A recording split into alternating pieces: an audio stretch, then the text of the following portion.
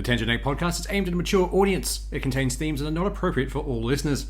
It's important to note that we are not experts. We routinely have no idea what we're talking about and are just three idiots sitting around a table. Listener discretion is advised. Welcome to Tangent Egg podcast. I'm Seth, and with me is Swoosh. Hi. Unfortunately, again, John Doe is not able to join us, although we may only have one more week with him not available. Yeah, life is currently kicking his face in, so... Yeah, but he should be back pretty soon. You may only have to deal with just 1 month without him. Yeah, we're at least guaranteed he'll be back for the next book, so to talk about the most recent one, so that'll be good. Yes, definitely. Hopefully sooner. Hopefully sooner, absolutely. We'd be keen. I kind of wish he was here for this week. We have some fun things to talk about. Oh, yeah. Oh, they're going to be good. It's going to be great. But we're going to start this episode out with some positivity, because the past couple of episodes have been kind of us just dunking on shit straight away. Yeah. So, I don't know how many other people listening have the nostalgia for it. I do. But the 30th anniversary of the Power Rangers just happened, and they put out a movie. I do love me some Power Rangers. It was that wonderful blend of campy and just fun. And we're talking like OG Power Rangers, not any of the spin-offs, none of that, like original team. The original Dino stuff. Powers and all. Like, we're missing a couple of them, because I think one is still in jail, and a couple of others have unfortunately passed away. Yes, they have. But yeah, no, 30th anniversary of just where they are now. It's like, yes, good. So they got the original Black Ranger and Blue Ranger, and then they got the second era Red Ranger and Pink Ranger. Yeah. And then they have a new character that eventually takes the Yellow Ranger slot. Yeah. It's a great, fun movie. If you liked original Power Rangers and you still have a little bit of nostalgia for it, you'll probably enjoy it. It's not going to push any boundaries or do anything crazy. It seems to be, though, possibly a soft setup for a future season of the show that's coming out, Power Rangers Quantum. I'm okay with that. Because they do a little bit of suggesting of, like, memory within the morphing grid and other stuff. And there's always been a soft idea that all the Power Rangers shows and things are somehow connected. They often in used sort of to like have, a multiverse. Yeah, the Green Ranger appeared in a lot of them. Like, the original Green Ranger popped up in so many different series for it. But he'd often pop up as a different character. Yeah. In some cases, he'd pop up as a Green Ranger as a mentor, and then disappear again. But that made sense, because that Ranger was always meant to be the fluid, moving around one. At the same time, like, Power Rangers has had weird team-ups with characters. Like, the anniversary episodes always... not the anniversaries, the team-up episodes where they get, like, every Red Ranger back. Oh, yeah. Despite the fact that none of these guys cross over in any way. I think at one point they did explain that as multiversal theory or other Ranger factions. They have. At one point, the Ninja Turtles teamed up with the Power Rangers. That was a great one. That was fun. But, yeah, it was in that era where everything teamed up with everyone. Mostly Scooby-Doo, but still. But yeah, so this movie was actually brought together by the actor who played the Blue Ranger. And he's heading up this new series as well. I'm actually really glad to hear that, because he kind of went off Power Rangers for a fair while. He copped a lot of shit while filming the original seasons. Again, that was shit for the production team. Yeah. He has multiple times said that he never hated the actual content.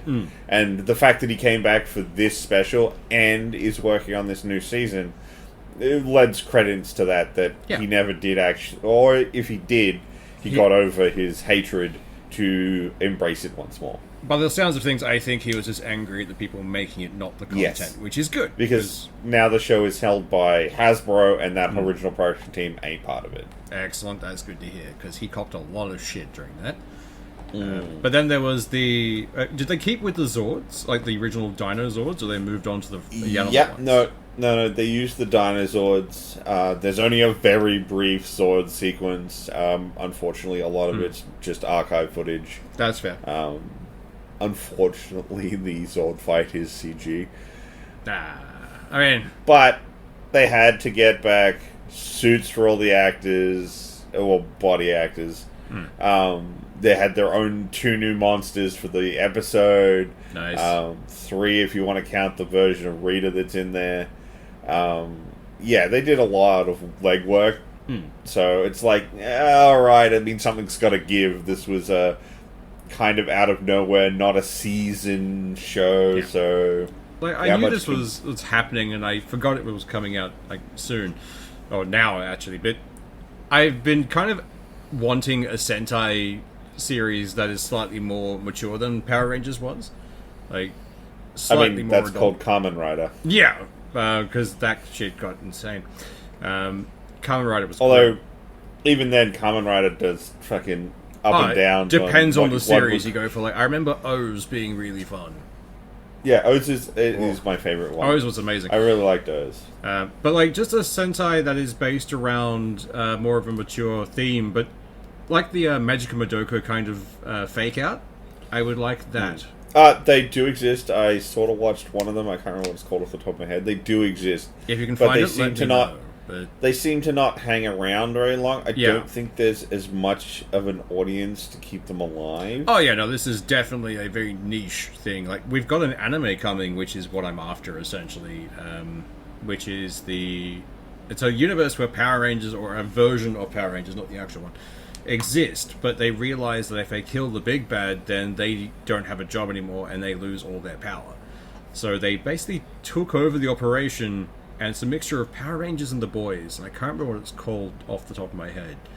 I think it's Zero Ranger or something, but it is based around one of the mooks, like one of their versions of the putties, essentially getting fed up with it, and like, you know what, no, screw these guys, I'm gonna fight back, and actively trying to beat them. And I'm keen for that, because it seems really fun. Yeah, I mean, it could be good. I mean, like I said, I have definitely seen some more mature versions of the Power Rangers Super Sentai type stuff. Yeah. Again, the best seasons of Kamen Rider do it. Oh, they do. I really enjoyed some of their ones. But then there are very vivid scenes of very childish stuff I've seen. There was one they did, was it Kamen Rider Drive, which was themed around cars, or car powers. I remember Drive. There's a scene I remember. Like, I can't remember the contextual setup for it, but it's the main character looking out a window, depressedly, into the rain, and down by a lamppost, there's one of the little cars that are the other characters in this fucking season. Yeah. Just like depressedly honking at him. Yeah. It's just like, what is this? What am I watching? Why am I doing this to myself? Oh, amazing. But like, I'm going to say something horribly controversial now, in the fact that I actually quite enjoyed the Power Rangers movie that came out a while back, like the reboot movie. Yeah, I haven't actually seen that one. Don't get me wrong, it was horrible, but at the same time, it was that fun kind of horrible. Like, yeah, I quite enjoyed it. I'm a bit there's sad. A certain level of there's kind of a certain level of like scenery chewing cheese that has to happen to be Power Rangers. You can't have a completely serious movie for Power Rangers, I think. There has to be at least a bit of cheese or a bit of, like, flamboyantness to it. But that one straddled the line of being like, alright, this is darker and more, you know, gritty, but at the same time, pretty fun. Like, their Blue Ranger, who was their tech guy, just randomly playing with explosives half the time. It was great fun. I loved it. But it copped a lot of shit, and I don't know why. People want what they want. They do, yes. Which is fair. So, do we want to get into, like, the crazy bashing, or do we want to get into the one other weird thing we found? Let's ease them into the crazy and start with the weird instead. Okay, so, we're going to talk about a thing that, it's a video that's probably been doing the rounds, you've probably seen it, of a game called Unrecorded. And it is... The idea is that it's like body cam footage. Yeah. I've seen stuff that suggests that you're a cop or an investigator of some kind, and this is supposed to be your perspective. Yeah. The thing is, though, it's done on the new Unreal Engine, and I swear to God, there are shots in that thing where I would have thought it was actual body cam of someone walking around an abandoned building. Yeah, not gonna lie, like, when you sent it to me to review before we started this. I put it on, like, why am I watching body cam footage? Did, like, the link fail and send me somewhere else? But then, because I have a decent monitor, he's got into this building, and you can start to see the video game flair to it. And it's, like, just on the verge of the uncanny valley of being a bit too real, pulls back. I would not be surprised if they went to probably an actual abandoned building to get, like, textures. Reference. Yeah, definitely. Because the environmental textures look great. It's the item textures that look fake. Yeah.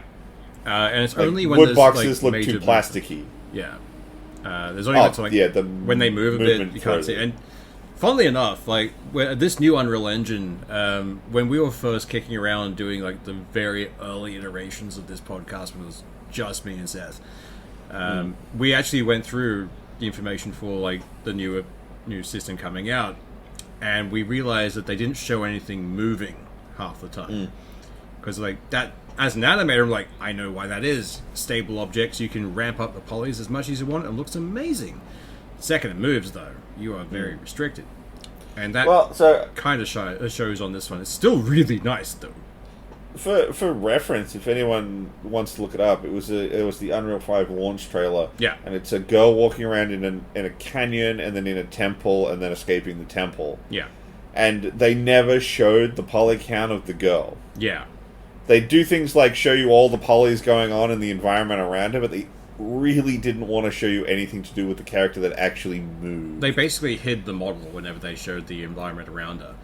No, they didn't. They left it fully rendered and didn't put it into wire or polygon mode. Oh, yeah, fair. So it didn't change, but the rest of the environment did. The only other thing from that trailer that sticks in my head was like, look at all this amazing stuff on the walls, and look at the water. Don't look at the water! And just pans away from the water within seconds. Hard pan away from the terrible water. That made me giggle to no end. But if this is what they can now pump out with this system, with a small team, like this is only like, a few people working in a smaller company. Yeah. I'm keen to see what they come out with this. Like, it looks like a generic shooty COD kind of game, which will be interesting. I'm going to give it a shot. But I'd be keen to see what else we can get from the system now. If this is what it's up to with a bit of love and care, we could get some really nice stuff out of it. Oh, and this is the thing, though. This footage, this isn't like coming soon. This is like early development footage. Yeah. So this is them putting together sort of a test space and being like, look at what we can do. Yeah. So... This is what we'd like to do. It's like, I endorse this. Please make the thing. And like I said, the environment looks good, which, if you recall from when we watched that original launch trailer for Unreal, they were talking very heavily about how they could wrap photorealistic textures onto the poly models incredibly well. And damn it if it doesn't look like that sometimes. Like I said, I think they probably did take some high-def pictures of some buildings that are probably a bit dilapidated, because fuck me. Oh yeah, definitely. Like, they've done some good research on the referencing, and they have some amazing artists on thing with them. But the one thing that I'm guaranteeing is when you go through the trailer, and we'll probably put the trailer up in our show I'll put it in the show notes. Yeah. But when you go through it and look, all the people who, like, any faces of people are blurred, which is a thing that happens on, body cam footage most of the time. But I'm guaranteeing for the game it's been done because this game is so close to the uncanny valley that if you see a face, it will pull you out. It will be a bit too lifelike.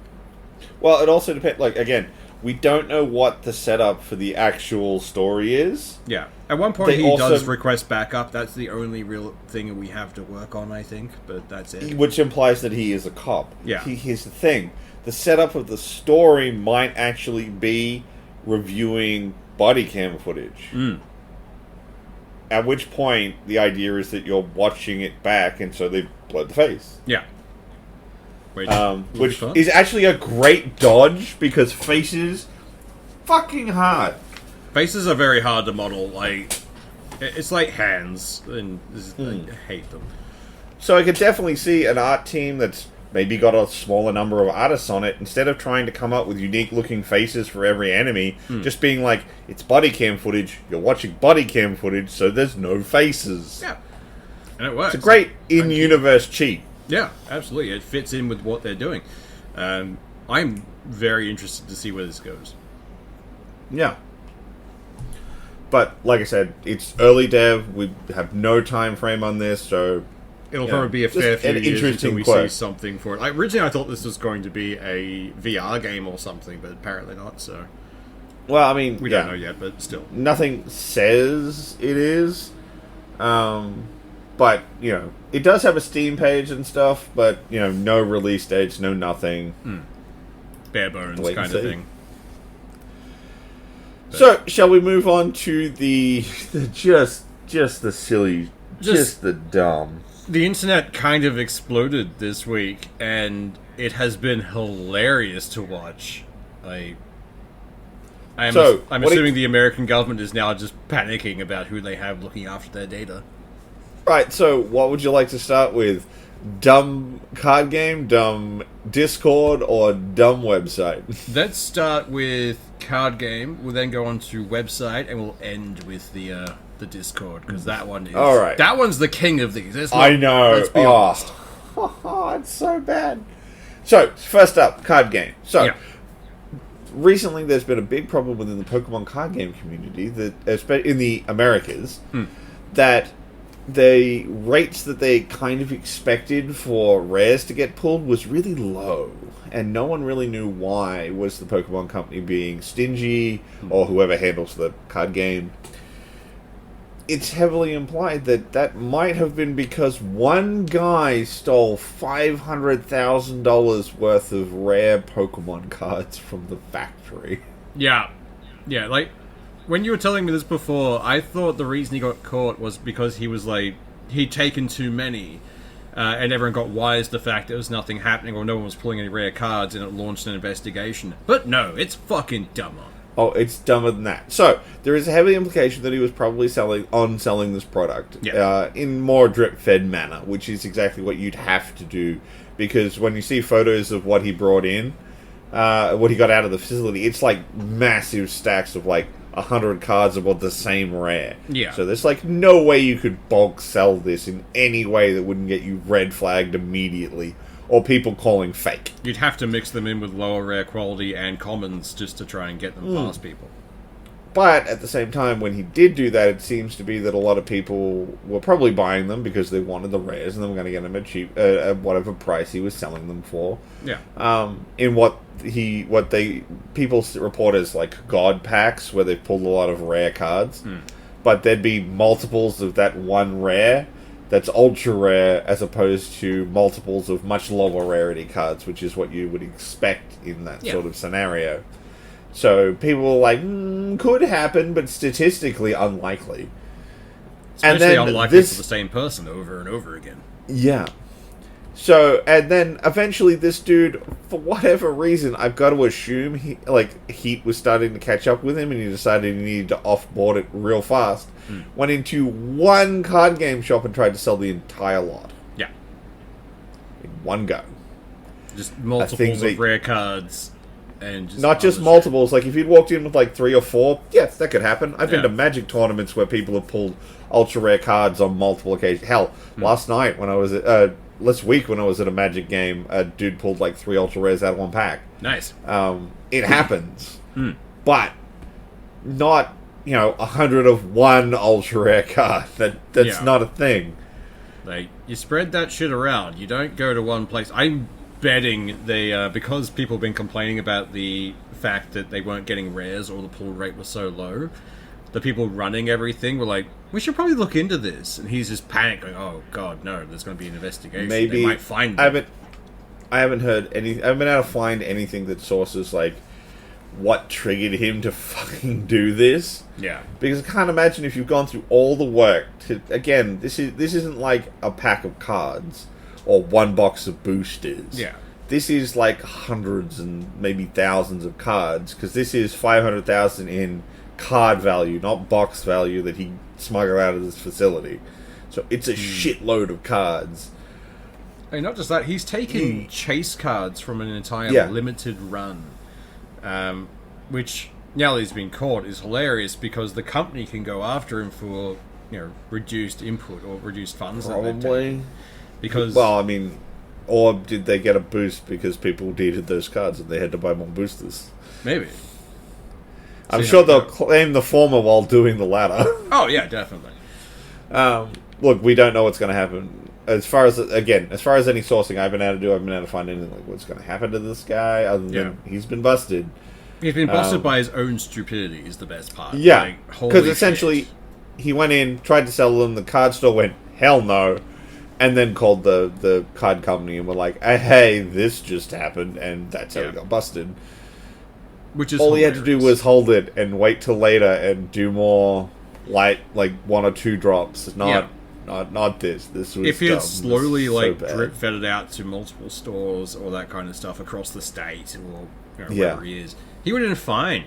But no. Yeah.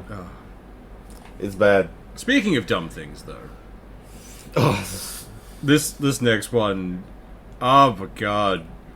So this is an Air Force officer in the States. Tries to become a hitman through a joke website. Like it's it is one of the dumbest things. It's a website that is a fake, novelty website about hiring a hitman, and it's just fun. And there are points of it where it says this is fake. This is a parody. But he's decided to try and get a job with them. And there is a section on the website that says, apply to be a hitman. And he filled it out with his actual information. And I'm assuming the devs or the guys who ran this website, someone's done the thing. Yeah, we get these a lot. Someone's made a joke one. Oh, that's a real name. But it didn't stop there. Because he kept pushing them. He followed up. He sent in his own headshot and everything. And the thing is, though, it's not like he was like, okay, so I'm gonna get like $100,000 or something to like kill a guy. Yeah, he was gonna do it for $5,000. He was keen to do it for $5,000. Well, apparently, he needed it for his family. Yeah, but my dude, guy. Yeah, his girlfriend was about to have a kid, and he's panicked. It's like, I need to get money now to prepare for this kid. But it was just, he went straight to Hitman. Yeah. There was no in between. Well, as far as we know. Yeah. But it was like, he pushed her and kept going back to these guys at the website hard enough that they actually went and reported it to the FBI. And it's like, hey, this guy really wants to fucking kill someone. Yeah. Because it's like, in his resume, he says, I'm really good at killing people. I want to get paid for it. It's like, that's troubling, man. Yeah. Like, shit. What's wrong with you? Pretty much. But yeah, no, like, good call on the guys on putting that forward to the FBI, because, Yeah. You definitely want that guy not working in your military. It's the fact he sent them headshots. Like, to me, it's the fact... Go. No, you go ahead. To me, the biggest thing is that he was going to do it for $5,000. Yeah. That is a low number to just... I am going to perform a murder. Yeah. For $5,000. Premeditated murder can net you a life sentence. That's a lot of time in prison for like $5,000. I'm not taking that bet. No. Like, at all. But the fact he sent them headshots, which raises multiple questions for me. It's like, one, why do they need your headshot? That's a bit weird. You're not being an actor. And two, you thought this was real and thought, I'm gonna send the assassin group my fucking face. Yeah, because that's gonna work out great for you. I mean, clearly they need to know what his face is gonna look like when he performs different kinds of murders. Oh, of course. This is his stabbing face, this is his shooting face, this is his sniping face. I really hope that's how they were done, I swear. that would be great. But, like, the fact that this guy was he was in the Navy, wasn't he, or... No, Air Force. Air Force, sorry, yeah. Like, he was in... I don't think he was active, he was just back from a tour or something, but he was, he was part of the military, either way. And it's like, holy shit. What the fuck, man? So, glad he was pulled up for that. And, well, it's sad that his partner now has to raise a kid on her own, but... probably a good thing, considering that was the level of intelligence she was dealing with. Yeah. Holy shit. Shall we move on to the pièce de résistance? The real good shit. Oh yeah. Let's dive into this one, because that last one was dumb. This next one takes it to a whole new level. So, for those who don't know, a little while ago, America was freaking out because someone had leaked a whole bunch of confidential documents, military stuff, and spy activity locations. And for once, not to the War Thunder Discord. Which is generally where that shit happens. It's so... I don't love that it happens, but I love that they've had to... The War Thunder guys have had to multiple times ask people not to send them classified documents because they can't put it in the game. Yeah. Multiple times people on their forum have been, like, arguing about how a tank works, and then a dude showing up with the tech manual. Yeah. And 3, War Thunder's gotten a little too close to how a tank actually works and had to change it because people have gone, hey. Yeah, when someone turns up at your door going, dude, how do you know this is a thing? Like, sorry. So, this didn't happen on War Thunder, which is generally funny. This was happening in, like, active spies in, like, Ukraine and stuff like that. Like, big active zones. This all got leaked. And America was freaking out. Yeah. They thought they had a spy or someone was blackmailing a high-level personnel, and people were just losing their minds. Turns out it was an IT nerd. And even better is where it was fucking released to. So, basically, this 24-year-old idiot was on a Minecraft server. Yeah. And some point during his time on there, he's gone, I do IT security for the American military. And then someone's gone, nuh-uh. Yeah. But basically someone went, Pixar, it didn't happen. And so he went, classified documents. Yeah. He leaked classified documents for clout on a Minecraft server. Even better was, like, when this person was, like, saying to him, like, I don't believe you, apparently someone called him a cuck. And that's what's driven him to the point, like, I ain't no fucking cuck, I'll show you! And has run and grabbed classified information and dumped it into a Minecraft, Discord. Like, what the hell? So... That is a... Of course, that's been dispersed, because no one really thought it was real, and then it turned out to be very real. That is just a special level of mental brain damage. I mean, come on. I swear to... Anyone, like, listening to this who doesn't realize, that's, it's kind of funny, but it's like, dude, it's fucked. Like, a 24-year-old had access to this. Like, in their contracts, it's meant to specify they cannot read anything on these servers. They just maintain these servers.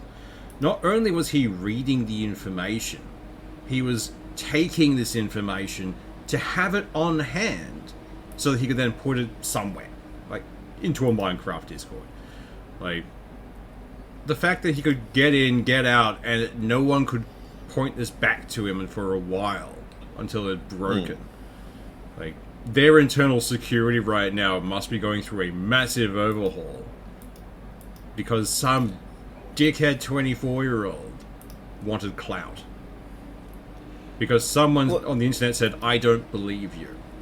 See, the annoying thing is like, if he was selling it, I'd be at least like, okay, I get it.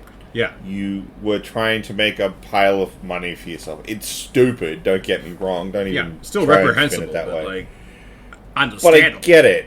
I get the motivation of a pile of cash or something like that. But just because someone went, nuh-uh, to your claim about working for the military, well, like, why is that all you need to do to release classified documents? Has no one, like, learnt from Snowden at this point? Like, he, released documentation that was, pretty fucking horrible. Like, the shit that was in there was not good. And he had to hide in Russia for, 10 years. Like, he was living in a embassy. He couldn't leave the grounds. but it's like, and this guy's like, oh, yeah, I'll just release this top secret information to a public forum. Yeah. What did you think was going to happen? Like... And at least the stuff that happens to, like, the War Thunder guys, a lot of that's in a somewhat of a little bit of a grey area. Yeah. It's like, a Freedom of Information Act could have gotten you this information, or it's in that sort of, like, non-active but not declassified. Yeah. So, no one's using this tank anymore, but we haven't got to the point where we want to let everyone just have the spec sheet. Yeah. We don't want to have the user manual and how it works yet. Yeah, because we might have built off it, and it's still quasi-relevant. Yeah. We basically, like, they never redesign from the ground up. They will build things on pre-existing tech. So, you know, you're in that sort of grey area where, like, you really shouldn't have these, but it's not super big deal. Active spies. Yeah. That's what this dickhead released on a Minecraft server. Yeah. He didn't dip into the semi-classified or the lower end of stuff. He released names and locations of spies. Yeah. People actively helping the Ukraine in the war were exposed because he wanted to, like, some probably 12-year-old to understand how important he was. Like, that is terrifying. And this is someone who is in charge of some of the, like, high-end secrets of the US military. I don't, like, I haven't been able to verify, like, what his position was. I get the feeling he probably just had coincidental access. Yeah. More than was in charge of looking after these things. The weird thing is, in order to get that access, you have to go through multiple checks. Like, police checks, background checks, they call friends and family. Like, I've had a couple of mates in Australia, I think we might be slightly different, who have been going for higher-end clearance, and I've had calls. I was like, do you know this person? Like, I do. Okay, and you go through those questions. Like, can they be trusted? Like, I think so. I still talk to them. But, yeah. But the thing you gotta remember, that America actually values mentally damaged people. Yeah. They like people with anxiety because they have a high level of alertness all the time. They like people with ADHD because they can bounce from task to task to task to task. They're not targeting the A-grade bunch. And then, you know, what's their main hiring recruiting policy for the military? Get them out of high school. Yeah. America's high school system is well known across the world as being pretty trash. Pretty trash seems like an understatement at this point. Like, holy hell. Yeah. Jesus Christ, America. At this point, I think it's a matter of, like, why do you get the kids from, like, high school? Like, oh, they're already experienced with guns. But see how we go from there. But, like, I mean, that fucking Simpsons joke holds way too much water. It really does, actually. Holy hell. But, like, this is going to... It's already caused a massive shakeup. Like, this has done some interesting shit. Like, this is the kind of stuff you would see popping up on WikiLeaks or something along those lines. Like, something you'd expect to see it on. Not a Minecraft Discord. This whole story feels like the plot of, like, the next Die Hard. Yeah. Not real life. Like, it feels fake. But no, it's real. Like, I thought it was an Onion article that had escaped containment when I first saw this. Yeah. But no. I think the Onion's kicking itself because I didn't think of it. Look, man, if this turns out to be fake, and some guys proliferated it, I mean, credit to them. Yeah. No, like, if it's fake and everything, I will applaud that. Well done. And great. What troll. does it say? What does it say about our society that we're like, oh, yeah, it makes sense? Yeah. But, we're all like, some kid leaked all these military secrets on Discord. Oh, yeah, that happened. Yeah, that makes sense. I kind of wish I could see the look on, like, the future archaeologist's face when they have to detail our generation in time. Like, because guaranteed, in the future, there's going to be internet, archaeologists. People who have to delve into the old archives of the internet and find out what the fuck happened at the turn of the century. And I want to see their face when they find this shit. No, man. The more interesting thing is in the future, when, you look back at history textbooks, and there's going to be, like, chapters on, the 60s and 70s and 80s and 90s and the odd thousands. And then there's the book that's just 2020. Of just the unaiming cavalcade of what the fuck happened in this part of the century. I can't remember where I heard it, but I heard a great thing a while ago, which was, we are currently in a circumstances led to phase in history. Yeah. Or as another person once put it, we are in the fuck about generation. We're about to hit the find out. And like, No. The generation before us was the fuck around generation. True. We're the find out. We generation. are the find out generation. We're finding out so many things. It's educational. This is the world we live in now. I know pining for like the simpler times is stupid, but fuck me, man. Like, I remember when the only question I had in my head as a kid was, can I find that stick I like again? Yeah. Like, we have... Like, a lot of this comes down to older generations leading everything still and having no idea how tech works. So it's run rampant.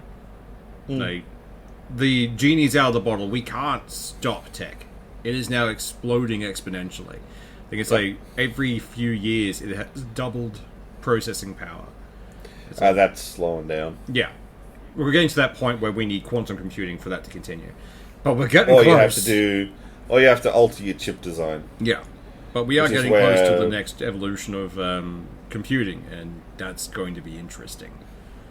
Because we have not even covered the first generation of computing with legislation or any kind of protection. Like, the internet is still a relatively lawless playground, but now people have more understanding. So they're doing shadier and shadier shit. I mean, a good example, like, we just talked about a bunch of people in this podcast. Yeah. We're just reporting on news. Theoretically, those people could come after us.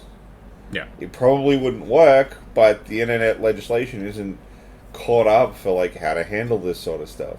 Yeah.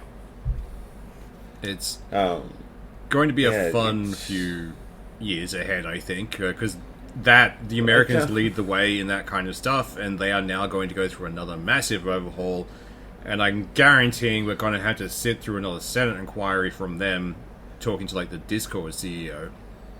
Like, the TikTok one alone was just... It was a meme. I swear to God. Yeah. Like, the shit these senators were saying was... A bunch of 80-year-olds who don't know what it is trying to pass it. Referring to it as the TikTok. And every time this guy, you could see him, he's like, I want to say that it's not called the TikTok. Can I stop them? No, they're already talking about something else now. Like, I felt bad for that guy. Like, everyone's like, oh, you're linked with the Chinese Communist Party. He's like, I'm actually not. I'm like, but you are. It was a strange thing. I've seen clips of it. I have to go and watch the entire thing. Yeah. But I don't want to lose that many brain cells in one sitting. Yeah. Like, it's truly insane. Absurd. But hopefully at some point either they'll fucking learn, which I doubt. No. Or younger bodies will get into those positions who, grew up with this stuff and know what it actually is. Honestly, I think the only way that we get ahead of it is if an entire generation, which would likely be our generation, skipped going into politics and let the newest generation jump ahead. Because we're already getting slightly behind the times in certain things. Yeah. Like, no one can keep up with tech. You sit with where you're comfortable and then progress at your rate. We're nerds, we progress at a slightly faster pace than some others. But even then, we will hit a point where it's like, it's changed too much and I like the thing I like. And you'll stick with it. But the next generation kind of needs to just be given the reins. We've done what we can to protect them from boomers, but eventually they're going to be gone, and we're a fucked up generation. I don't think we should be in charge. We'll hit the nuke button. We're too pessimistic. Oh, right. The millennials crave death. I mean, all the legislation and stuff that's been happening in the States lately is just signposting that, like, no one... The current group running the show just give a fucking shit. Have no idea what they're doing. I mean, no, they know what they're doing, and what they know they're doing is fucking us over. Yeah. But I guess we should probably move on to something a bit more lighthearted. Oh yeah, before this turns into a giant, 20 to 30 minute depressing millennial rant. Because let's be honest, we're full of millennial rant. Like we are the physical embodiment of millennial rant. Yeah. But for now, the season final of The Mandalorian has released, and it was fun. So I feel like we should probably just do because we said we'd talk about the whole show. Yeah. Because now the season final's out, so we can sort of do the run of the whole plot. Yeah. So this season, I think a lot of people, even myself, and I ended up turning around on this opinion, were a bit kind of jarred at the start because this season was somewhat sidelining Din. Yeah. And given that he's been the main character the past 2 seasons, and the one that's referred to as the Mandalorian, it felt really weird that this was kind of much more a Bo-Katan show. Yeah. Featuring Din instead of more the other way around when she's shown up in previous seasons of this show. And while Bo-Katan, if you've watched all of the TV shows for Star Wars, is a much more prominent character. Yeah. And it was sooner or later she is going to be the focal point. It was a bit jarring. Yes. Because if they'd added an S to the end of that title, it would have been we're talking about all of the Mandalorians, not the Mandalorian who we know as Din. Yeah. So I had a bit of a problem with it, but I eventually decided, you know what, screw it. I like what's going on anyway, so I'm just going to let that go and just sort of enjoy the show for what it is. And it was good. Yeah. You just had to get out of that headspace of originally and move on and embrace what it was then. So a lot of this season had to do with going back to Mandalore after it had been glassed by the Empire. Yep. It seemed a lot less destroyed than everyone kept seeming to say it was. Well, so I'm not entirely sure why others came back. Mandalorian was always kind of fucked up ever since, because they had a massive civil war, I think, in their history or something, which Mandalore never fully recovered from, which is why they lived in domed cities. But so it was always kind of a blasted wasteland. But it's one of those things with, I think the Empire said that it was radioactive or something. It was toxic. You couldn't go there. Something like that. So everyone's like, oh, we must stay away from the toxic place, because no one wanted a chance going back to it. Turns out that was Imperial lies. Yeah. Bastards. So, Jin, as part of his need to redeem himself, having taken his helmet off, has to bathe in the waters and went for a pilgrimage. Does so. I did like that scene, though, because it's like when he's walking out, it's like, yes, I'm doing the thing, just boom, straight down. Because the crevasse is opened from the bombing. I'm like, yeah, armor heavy. Well, yeah, but I mean, a lot of people are like, it was probably actually the mythosaur. Yeah. That's why I originally thought it was going to be, because he goes down very quickly. Yeah, and it seems a lot more pulled because he's stunned on the bottom. Yeah. Not because I've been in the ocean. You don't just whoop, unless something does something to cause it to happen. It also depends on how heavy Mando armor is, because that's never been fully explained. That's fair, but I'd still expect him to be less stunned about it. Yeah. Yeah, he may need help getting out or anything like that, but he's like, oh god, what the fuck happened? Yeah, even if it had taken him by surprise, he would have just turned the jetpack on, because we've seen them work underwater before. I mean, Bo-Katan uses it to get down to him. Yeah, essentially. It's like, all I can imagine is he's like, if it was just the armor and not the mythosaur, he would have fallen and this is my life now. Because he fell for a while. Yeah. And did nothing to save himself. So. And of course, Bo-Katan sees the mythosaur, but is the only one to see the mythosaur. Yeah. Which starts setting up this whole thing where it's like, Bo-Katan's finally going to take another run at running Mandalore. Maybe she'll do it right this time. I know, right? This is her third attempt now, I think. The first time was in Rebels, where she launched... No, Clone Wars, where she had a coup against her sister, who ran the Mandalore before. Then it was Rebels, where Sabine gave her the Darksaber.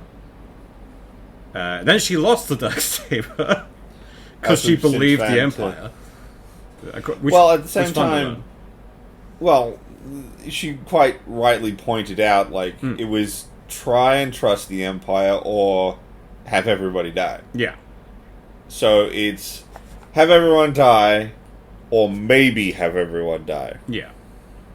It's not really a choice to make. It's, well, I'm going to go with the maybe option. It was very much a Sophie's choice. It's like, damned if you do, damned if you don't. But it was just... I did like that we got that backstory in this season of Mandalorian. Yeah. Because I had been wondering for a while, like, how the fuck did you get the Darksaber? That was with a pretty strong Mando. Like, Bo-Katan's nothing to scoff at. She's been raised from birth to be a warrior and a leader. Like, in a warrior society, even more. Yeah. But yeah. So, a lot of... after Din does all this and goes back, a lot of the next few episodes are a lot of stuff to do with Bo-Katan kind of getting the respect of the other Mandalorians now, because she inadvertently bathed in the waters too, and has not taken a helmet off since, so as far as Death Watch is concerned, they're like, you're cool. Yeah, it was like, man, that's awesome, welcome.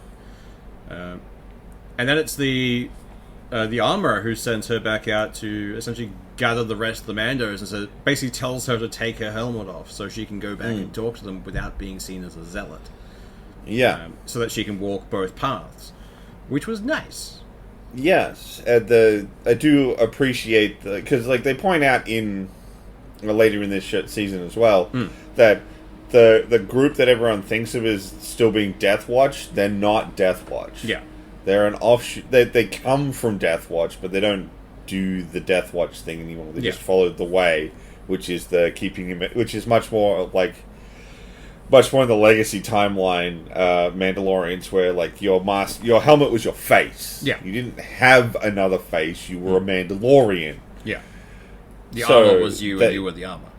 Yeah, so they follow a lot more of that than necessarily anything specifically to do with the ideology of Death Watch. So the idea of bringing all of the disparate clans and things back together—that's such a cool idea. Yeah, I'm really on board for it.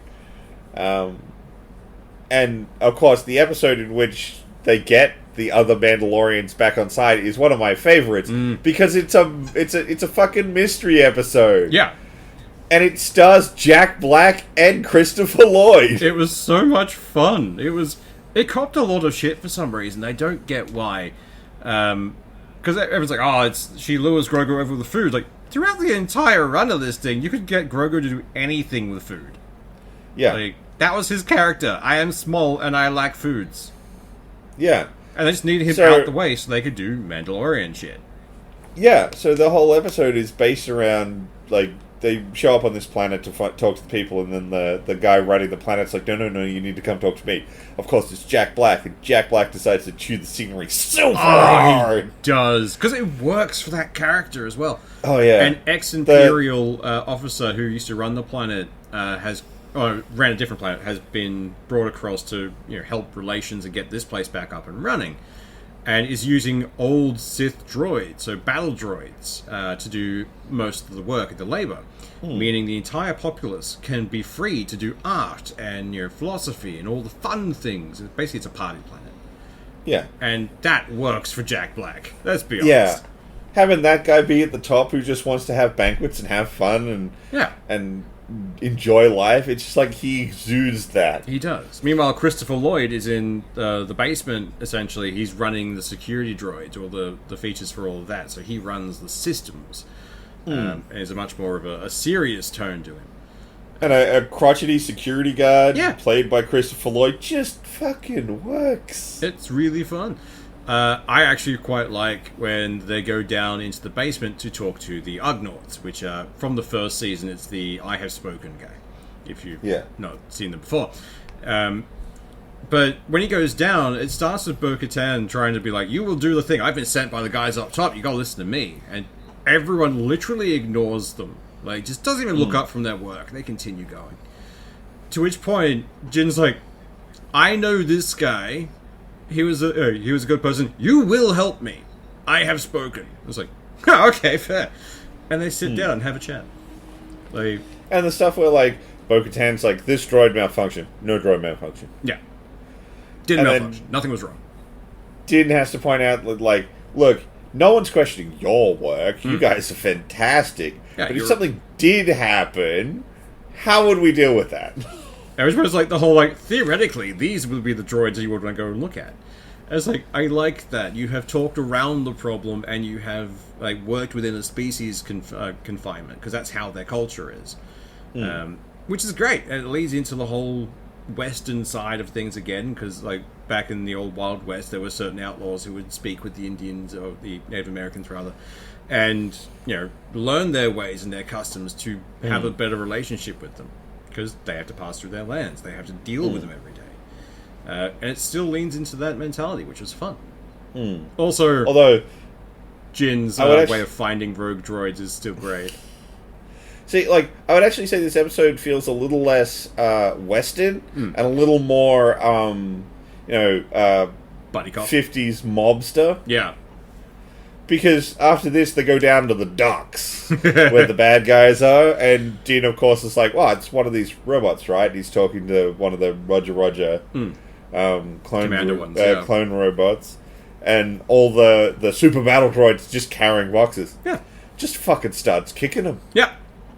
To find the one that's not that's not legit. It's great. It reminds me of the Boston Dynamics videos you see around where he's kicking the robot, exactly just patching back up. And it's like that, and he just kicks them. It's like, what are you doing? Stop that. It's like, well, it's fine. If they're, like, reprogrammed not to attack humans or anything, then this is okay. And then one smacks him off, like, found it! It's like, yeah. I love it. That and a droid bar. Yeah, well, this was the thing I was going to point out. This is what gives it that, like, 1950s mobsters feel, because they go to the droid speakeasy. Yeah. Just the idea, because, like, droids, they always say have a sentience to them, or at least a semi-sentience. Yeah. So the fact that when they're not working, they go to a bar and just hang out is kind of fun. Like, although, the reason for the bar I actually quite like, because it's where they essentially get their lubricant. Oh no, that disappeared. They're kind of back. Yeah, no, the lubricant they use is like a refreshing kind of thing for them. I might have returned. I might not have. No, I think... Hello? I can hear you occasionally. There we go. You're moving again. Yeah, I'm back again. Man, I gotta fucking work on the internet connection in this goddamn house. Oh, good. Anyway, yours, the reason for the bar is what it's where they get the lubricant. Yeah. And the thing I love about that is within the lubricant are nanites that essentially upload updates. Yeah. Which is wonderful, like, future tech, but also kind of makes sense for Star Wars, because it seems analog. Like, and, of course, we find out who the person was doing all the shady things, and it was, of course, the Doc. Yeah. Like, well, it had to be one of two people, because you have two celebrities in the episode. Exactly. Celebrities don't come out of this shit, like, very well. But it was, of course, Christopher Lloyd was subtly doing this because he hated the ruling party. He believed they'd ruined the planet and the culture. So he was essentially about to do a takeover with these rogue robots and install himself as power. But it was a fun episode. Like, honestly, I know we've truncated it, we've skipped over some stuff, but like, it was genuinely just so much fun watching Din and Bo-Katan run around doing the little mystery episode. Yeah. It was a great break in pace. And then, of course, Bo-Katan goes and meets the Mandalorians who are on the outskirts because the battle fleet's protecting the planet for them. Kicks the guy who's the new Mandalorian leader in the face and takes the thing I love about that fight, at no point did it feel particularly, like, I know it is, but it didn't feel choreographed. It felt like two people having a fucking scrap. It felt like an actual brawl, which was fun. So she literally wrestles control back from this guy. And then Jin does the thing of, like, he hands over the Darksaber at the best possible time, because previously he's been knocked out in a fight earlier on in, I think it was Mandalore. It was on Mandalore. It was on Mandalore. Knocked out, and the saber taken from him by this weird creature. She's turned up, taken the saber and killed the thing, and freed him from this cage. Which would mean technically the Darksaber would fall to her, but she handed it back to him without even a fight. Just didn't even bother, like, here you go. Didn't even look at it forlornly. And in front of all the Mandalorians, after she has won the right to lead, he has handed the saber back, saying, "This was taken from me. She saved me, therefore it passes to her." He rules lawyered the Darksaber back to her. But he did it in the perfect way. It was like, that was nice. I like that. Well done. Well done to you, sir. Worked really well. And then after that, it's the all the Mandalorians going to Mandalore. Yeah. Although the one thing... They do stop in at Navarro to stop some pirates attacking for a brief moment. Oh yeah, I forgot about the pirate assault. With their shock jump. That was really... We see them actually shock jump into a place before. They don't even have a warning light. They're just hanging there for a second. It's like, and fuck you.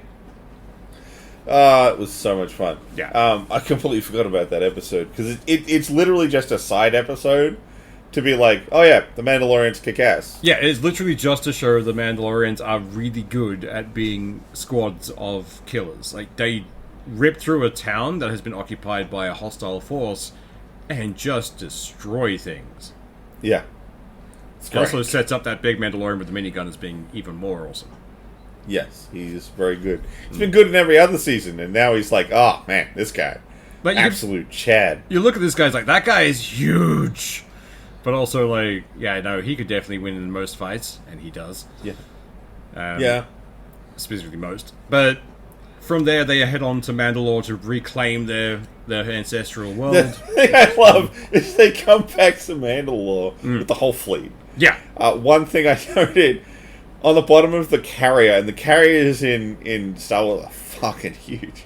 Well, like, the carrier they have is an old Death Star. Oh, no, Death Star. It's an old... Destroyer? Cruiser, essentially. What were they called? Yeah.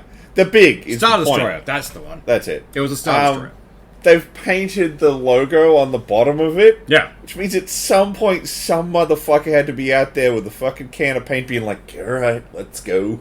Oh, yeah, pretty much. Like, it's a huge ship, too. It's like a floating city. It's got to be like the Mandalorian equivalent of Dig the Latrine. Yeah, pretty much. Go and repaint the sign, the Mythosaur. The logo. Like, go paint the Mythosaur on the ship. Like, oh, okay. But they all show up. The guy who's running Navarro comes out with a welcoming gift of some wine. Yeah. Literally next day, they're like, peace. And leave. It's like, welcome, you're all welcome. Oh, thank you so much. Bye. And off they go. They fly away and go back to Mandalore. So they go to Mandalore, and it's a great, all the scenes of them going down. They meet some Mandalorians that never left Mandalore. Yeah, they find survivors of a glassed planet. And it's cool. It's a lot. This is where we got a lot of that world building. We find out what happened with how the thing went down with Moff Gideon. Oh shit! No, sorry, I forgot. In a previous episode, they'd implied that Moff Gideon hadn't been killed. Yeah. At the start of this episode, we see him in his base talking to a shadow council. Yes, including Hux. Yeah. Hux of the First Order. It's a bunch of generals who are acting as warlords in their sectors. And it's alluded to them all doing different shady things. Like, they've all got their side projects. It's like, I want to see what these other guys are up to. Yeah, I know, right? It'd be fun. Which was really fucking sick. They also reference Thrawn multiple times. It's like, oh, we just have to wait for Thrawn to come back. And, you know, Gideon's like, he's not coming back. We have to work on our own now. So he's very much turning against Thrawn as the things that we haven't seen him in years. He's dead. He's clearly dead. And I'm honestly surprised that a mic drop for this season wasn't end Thrawn. Yeah, pretty much. But yeah, they find some surviving Mandos, take them back up, which, you know, the armorer takes them back up for them. And they start heading into the bowels of the planet to try and find, you know, the Great Forge and a few other things around, so they can re-establish a safe perimeter and keep going. And then they find essentially Mandalorian stormtroopers, stormtroopers wearing Mandalorian armor. Yeah. Because that's what Gideon's been doing. He's been making next generation trooper armor and next generation dark troopers. Well, he doesn't make any next generation. Like, he does make. He makes one suit of the dark trooper armor, and as far as it matters, he basically just wholesale copies and pastes Mandalorian armor onto stormtroopers, Beskar and all. Pretty much. But of course, they're stormtroopers, so they're terrible shots, and all the Mandalorians are hitting the bits of armor that aren't armored. Yeah. So they're still fucking wiping these guys out. Well, it gets to a point with that episode, Grogu is now rocking around in the droid of IG-38. Oh, look, it's funny, but the joke does not hold up as well as I think they think it did. It's fun. I enjoyed it, but at the same time, it got a bit grating at times. They just needed a way to hide Grogu moving, because the puppet needs to be changed. Yes. They keep showing, he's running to catch up. It looks like someone with a marionette puppet, and you're trying to move the legs. It looks bad. He has no weight to him, and it breaks any form of immersion you have. They need to fix that puppet. Or switch him to CG when he's moving quickly. The big issue with it, though, is, like, they put him in this IG-88 body, and it never does anything interesting. Yeah. Like, it doesn't show off because it's a robot body, you can, like, crush a man's hand or something. It's just... It seems like a complete waste of a prop. Especially when the little floating thing he had worked perfectly well. Yeah. It shielded him, it was faster, it had full 360 movement. Yeah. It seemed like a significantly better way to transport Grogu around than the IG body. Yeah, pretty much. I think they just did it for the joke of, hey, look, it's IG, and... Oh no, it's not. And yes. Like he gave him a yes and no button, which kind of helps with him communicating. That's always fun. I mean, why people didn't give him a talk box sooner? Yeah, we know they exist. There's multiple species in their universe that use them, but then there's they go through all that. He's running around with them. And eventually they get separated because Gideon decides to make his appearance in his fancy new suit. Before he dons his very Darth Maul-looking helmet with the weird spikes to it. But of course, it's Jin and the big guy with the Gatling gun. I think that's all it's really. It's just Din first, because they capture him and drag him away. Yeah, and then they open the door so that the troopers can kill them. Yeah, and of course. Big Mean and Minigun decides, I'm going to cover your exit while you escape. Everybody else escapes. And I'm going to do the heroic sacrifice. It's such a badass fight. Oh, it's great. You see, him just opening fire on all these stormtroopers, legions of them. They're swarming him. And it's oh shit, he might actually not be sacrificed. He might survive. To the point minute I saw the gun start to glow, it was like, he's not making it out of this. The minigun starts to overheat, so he starts hitting them with that, and then he drops that and starts fighting. But then he has to fight two of the Praetorian Guard. If you're not aware of them... Magna Guard. Those guys. They are, essentially, they used to protect the Emperor. The guys in the red armor we used to see in the original movies. Those guys are meant to be the elite of the elite. I think they're meant to be remnants of Darth Vader's old troop. His old clone regiment. I'd have to look it up. It's something I looked at. I fell down the Wikipedia, rabbit hole years ago. But these guys are meant to be terrifying. And true to form, he puts up a good fight until they start to actively work together in what appears to be, again, a non-choreographed fight. I mean, it is, but it is a perfect visual of three guys working together instead of and my mark, and your mark, and your mark. And they do just destroy him. He is no longer a thing. But that sets up the last episode where they have to, stop Gideon being dumb shit. We finally find out what he's been doing all this time. So essentially, do we want to spoil this one? Look, we've been spoiling the whole season so far. That's fair. I'm going to say it again. We're going to spoil the finale and the last couple little plot details, so, you've been warned. So basically, he's been cloning himself while trying to put the Force into his genome. So he's been isolating what gives someone the Force, or access to the Force, and has put it into clone bodies so he can put them in Dark Trooper armor and make essentially an unstoppable army of Force users. Clad in Beskar, which is a terrifying thought. Which is a bunch of plot ideas that have been from the Legacy timeline. And they're not a bad thing to recycle. It's pretty fun. So of course they ruined that for him, and he gets a bit pissy. Dude, That fucking fight scene Oh. of Din as he heads up to Gideon's main control room. Yeah. Holy shit. Yeah. That stuff was epic. The fight scenes in this felt really, really fluid. They were very... they were obviously choreographed, but they didn't feel choreographed. They had, an actual urgency to them. They were fun. And then it's... the fight with Jin versus the guard, the three guards come out again in their spooky... We're coming from a mysterious, misty hallway for no apparent reason. But he fights those two to keep Grogu out of danger.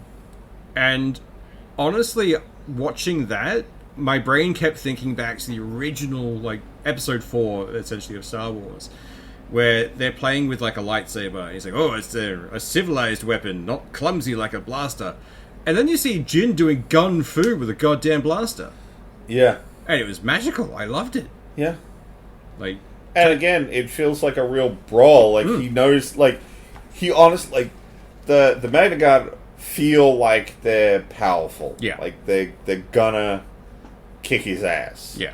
And they beat him around a little at the start, but of course he eventually starts getting some Grogu help. And, he's, pushing them away so they don't blindside him or pulling their weapons away.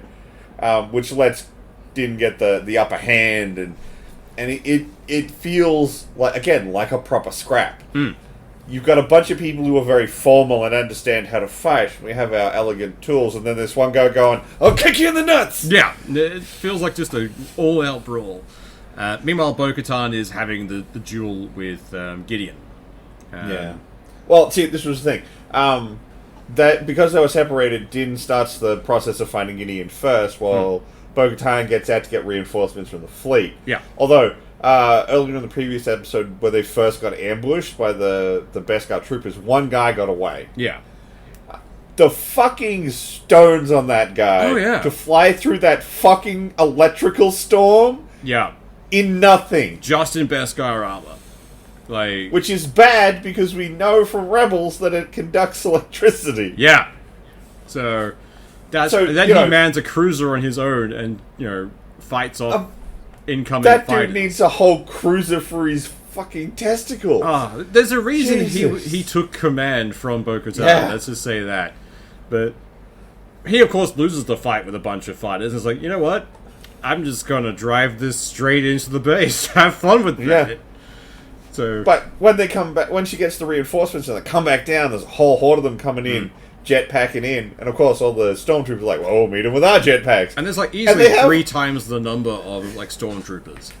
There's all this blaster fire, but because the armorer doesn't use guns, she just uses that fucking hammer. Yeah. And of course Bo-Katan's using the Darksaber. They're having a jetpack-style anime duel with stormtroopers with melee combat. And, the other chick, in blue, the side left hand of Bo-Katan from the last couple of seasons, the fucking knee rockets. Yeah. At one point she's like, yeah, right, fuck it, knee rockets, and takes out a couple of stormtroopers. But watching that fight was great. It felt like a bunch of actual soldiers beating the shit out of children who had managed to get a hold of some armor, essentially. At the same time, with some serious shonen anime energy. Yeah, it was really seriously with all because they've got slightly smeared the sides of the screen to give the motion. Yeah. So it had that anime character speed lines vibe as she's just cutting down fucking stormtroopers. Meanwhile, the armor is just beating people to death with a hammer. I was like, that's terrifying. Do not anger the armorer. But goddamn. Yeah, then there's the guys who've been stuck on a dangerous glassed planet. Mandalore became more dangerous. These guys are now terrifying. They're fighting as well. I like this. This is great. It's so good. All the fight scenes in this last episode are great. Yeah. But yes, Bo-Katan catches up to Din, and Din escapes to go save Grogu from the Magna Guard, and she starts fighting Gideon. And kind of getting her ass handed to her because he's now in kind of a quasi-robot suit. Yeah. He's not just in Beskar now. It's no, this is a powered outfit. This is a power suit, essentially. It's strong as fuck, and being Beskar, resistant to most lightsaber things. So it's even when he's hit, it does nothing to him. But after that, they do drop an entire starship on them. So the big thing though is he actually breaks the Darksaber. Yeah, shatters the Darksaber, meaning that is no longer a thing. So it's like, which is supposed to be the point where he's got Bo-Katan on the back heel and you're destroyed. The Darksaber is destroyed. There's no more hope. And then she drops but Mandalorians are stronger together, of course, because then Din shows up and they do a tag team fight with him. Yeah, and Grogu. Yeah, he was doing things as well. He just constantly kept the weapon. He was playing keep away with thingies like electric vibroblade. It's like, no, no touch. And it worked. They did pretty well. Eventually, they drop an entire starship on him. And the greatest thing from that, though, is when they see the ship falling and the fire coming and everything else. They run to protect Grogu and say, "I will protect you with this tiny energy shield." It's like you're gonna be fried. You're gonna die horribly. But Grogu, of course, force bubbles and holds off the fire, which for anyone who has watched Rebels, I swear to God, is a great flex. Just saying, "Fuck you, man!" Like, what was the name of the Jedi from that one? Kano. Yeah. And so it's like, "Fuck you, buddy," because he dies to a flamethrower. Essentially, he's trying to hold back a bunch of fire, and the Force can barely do it. Okay. He is actively trying to stop an entire fuel plant from killing him, though. That is true, but it's like that is the flex of a essential child and not fully trained Force user flexing hard on one of the most powerful Jedi since the Purge. It's like, holy shit, that's actually kind of terrifying. Yeah, I do like the way that, like, of course, the fireball engulfs. You're like, oh no! And then they pan through the fire, and then you just sort of see Din and Bo-Katan being like, the fuck? Yeah. And just like Grogu staring at the flames, and you can almost see the look of, ooh, pretty, I like the fire. Oh, look, the whole time Din was fighting the Magna Guard, I was like, give in. Shoot the lightning. Yes. Be great. But of course they survive. Yay! The Mandalorians own Mandalore again. Yeah. Which was fun. And now, like, the not quite post-credits, but the wrap-up of the season is he goes and talks to the X-Wing pilot who's been doing stuff behind the scenes. And it's like, alright, cool, I'm going to work through you. You funnel me bounties against the Imperials, and I get some cash. Yeah. Meanwhile, he gets a new replacement head for IG-88, so he can replace the one missing part. So now the town has a marshal, which is robotic and an assassin. So that's fun. Commit a crime, die in your bed. Yeah. And they, of course, give Din a place to live. So it's a little cottage in the middle of nowhere. This is where I get annoyed, though. Because the cottage is, like, fair, it's a small cottage. It's, like, tiny and maybe one room at best. But it's also a horrible spot. Yeah. Like, for a This Mandalorian... dude saved our entire planet. Here, have a garbage pile. Yeah, have a garbage pile. It's got, like, a tree and a pond. K-bye. But it's all completely open land in the middle of, like, essentially a plain. No cover at all. Like, any Mandalorian would be sitting there going, this is, like, the worst strategic place ever. I hate it. But apart from that... I think it's because they just wanted a nice, clean round out, because they haven't decided whether or not they're going to do a season 4 of Mandalorian, or whether or not they're just going to allow Grogu and Din to show up in other products. I would like them to show up in other products, because then we can start seeing changes in Grogu. So they can start showing his changes. Also, he is now an official Mandalorian. He is now known as Din Grogu, because he has been officially adopted by the Mandalorian.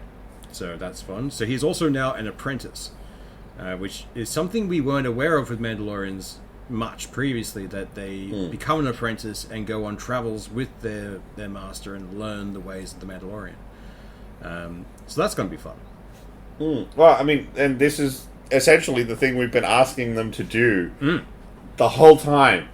Get a Force user, put him in something other than a Sith or a Jedi setup. Yeah.